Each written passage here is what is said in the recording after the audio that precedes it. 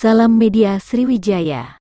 Walau sudah menjadi terkenal dan menjadi publik figur Tiara Ramadhani, Rara kontestan Lida Dangdut 2018 tetap ingat siapa yang membuat Rara menjadi besar seperti sekarang ini. Hal ini terlihat sewaktu Rara manggung di acara pernikahan anak kades Desa Karanganyar Kecamatan Lawang Wetan Kabupaten Musi Banyuasin, tanggal 11 September tahun 2022.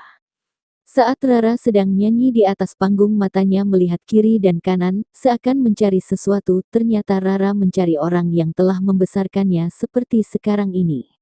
Lalu Rara turun panggung dari sebelah kanan dan sempat dikerumuni massa ingin dekat dan menyapa Rara. Lalu Rara tertuju salah satu tamu undangan yang duduk di VIF di depan sekali. Orang yang dituju itu adalah mantan Pecwali Kota Prabu Mulih yang juga mantan Bupati Oku Timur, sekarang menjabat Kepala Dinas PMD Haji Richard Cahyadi. Saat bertemu Rara langsung sujud dan merangkul, dan Rara mengajak naik ke atas panggung, namun orang yang diajaknya tidak mau naik ke atas panggung. Ternyata Richard adalah orang tua angkat Rara.